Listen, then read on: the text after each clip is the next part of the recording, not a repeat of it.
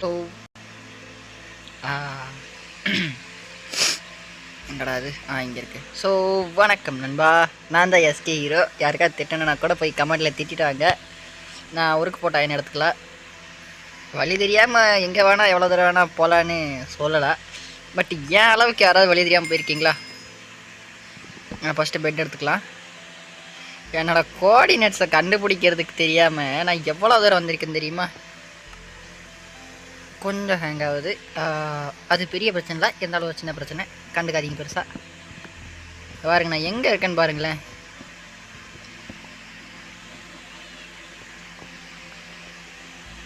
இல்லை, ஒரு ஸ்னோ மவுண்டனுக்குள்ளே இருக்கேன் நான். எனக்கு இன்னும் கொஞ்சம் மேலே கூட்டின்னு போய் காட்டுறேன்.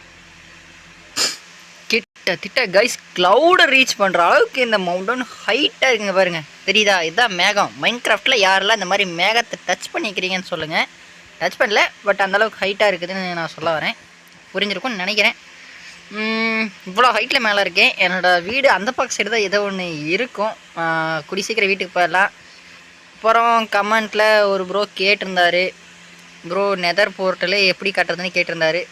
அவர் நம்ம இதுக்கப்புறமா ஃப்ரெண்டுன்னு வச்சுக்கலாம். எனக்கு அதிகமாக கமெண்ட் பண்ணுறது அவர் தான், அதனால் அவரை ஃப்ரெண்டுன்னு வச்சுக்கலாம். நான் மறுபடியும் அயன் ஓர்ஸை கலெக்ட் பண்ண ஆரம்பிச்சிட்டேன். இந்த மாதிரி ஹைட்டான ஏரியாஸில் கொஞ்சம் அயன் ஓர்ஸ் அதிகமாக கிடைக்கும். அதெல்லாம் கண்ணா பின்னான்னு பொருளை மாற்றி வைக்க வேண்டியதான். என்னடா நிறையா கிடைக்கும்னு சொன்னால் ஒன்றும் காணும். இதை பாருங்கள், அங்கே கொஞ்சம் இருக்குது. இந்த மாதிரி மலைங்களில் இது ஒரு நல்ல விஷயம். ஆனால் எடுத்தோடனே கீழே குதித்தோம்னா அந்த பனியில் மாட்டி சொருகிக்குவோம். ஆமாம், கிரிப்பர். கிரிப்பரே அவன் கிடக்குறான் அப்படியே பொறுப்பாக கீழே. ஆத்தாடி.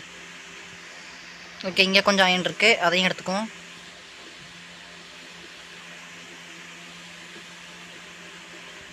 ஒன்று 2 3 4 கொஞ்சம் பொரிந்தாங்க வச்சுருக்கோம். அப்புறம் எல்லாம் வீட்டில் என்ன சாப்பாடு? இங்கே கொஞ்சம் இருந்துச்சு, அப்படி அங்கே போயிடலாமா? ஓகே, வந்தாச்சு. வர வழியிலே கொஞ்சம் கொஞ்சம் அயன்ஸ் எல்லாம் கலெக்ட் பண்ணிட்டு தான் வந்தேன். அங்கேருந்து இங்கே வரதுக்குள்ளே கிட்டத்தட்ட ஒரு 6 ஊருக்கு பக்கம் கிடச்சிருச்சு. எப்போயுமே ஒரு ஓரை பார்த்தா ஸ்ட்ரெயிட்டாக மைன் பண்ணாமல் சுற்றி இருக்கிற பிளாக் 1 2 மைன் பண்ணுங்கள்.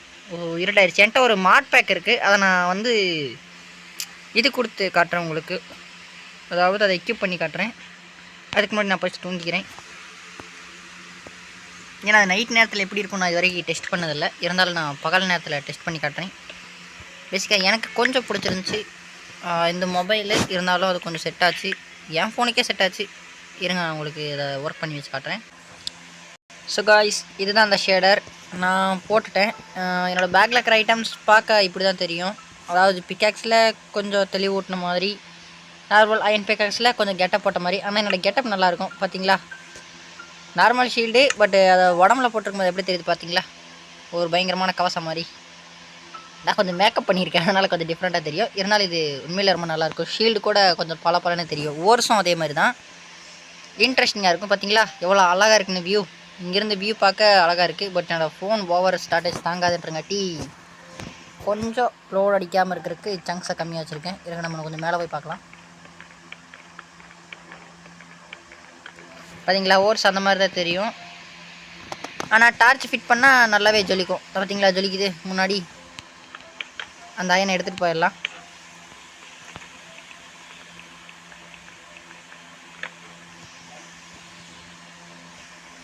எப்போ நல்ல வேலை கீழே குச்சிருந்தேன்னா ஒட்டுமொத்த லோட்டு இங்கே போயிருக்கும்.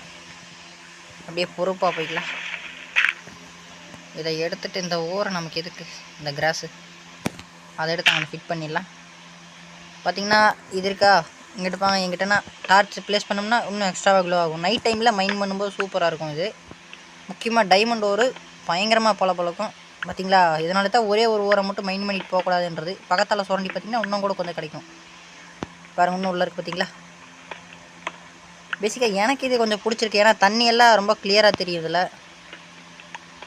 தண்ணிக்குள்ளே என்ன இருக்குன்னு ஈஸியாக கமிச்சிடலாம். முக்கியமாக ஷிப்ரேக் ஹண்ட் பண்ண போகிறவங்க இதை யூஸ் பண்ணிங்க. நான் போன வாட்டி ஷிப்ரேக் ஹண்ட் பண்ணிவிட்டு அதை அப்படியே வச்சுன்னு சுற்றினுக்கிறேன். இன்னும் கூட வெயிட்டுக்கு வழி தெரியலன்ற சாக்கில் இங்கே வரைக்கும் வந்துட்டேன் நான்.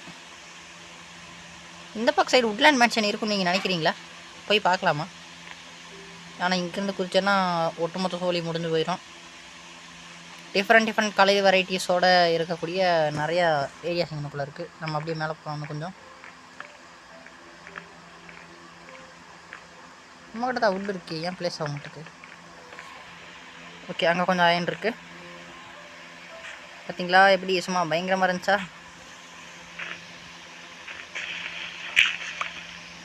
இந்த அயனை பிக்கப் பண்ணிக்கலாம்.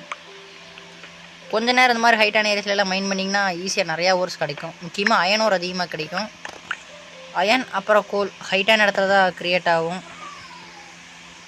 ஓகே, இங்கனுக்குள்ளே அவ்வளோதான் நினைக்கிறேன். கைஸ், நான் இப்போ மேகத்துக்கு உள்ளே இருக்கேன். பார்த்தீங்களா? மைன்கிராஃப்டோட மேகம் பார்க்க இப்படி தான் இருக்கும். இப்படிஸ்மா நல்லா இருக்குதா பாருங்கள். சன்செட் ஆக போகுது.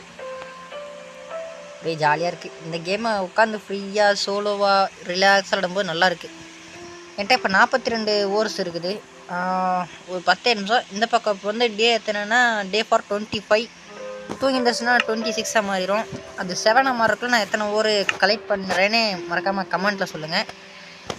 சின்ன ஒரு டெஸ்ட் மாதிரி தான் இது. எங்கிட்ட லைட்டர் இருந்துச்சுக்கானா இதாக இருக்குது. அதை எடுத்து பெட்டுக்கு மேலே ப்ளேஸ் பண்ணிவிட்டால் கொஞ்சம் வெளிச்சமாக இருக்கும். ஓகே, இது கொஞ்சம் நல்லா இருக்குது. இருங்க, நான் இன்னொரு மாட் பேக் இருக்குது, அதையும் போட்டு காட்டிடுறேன்.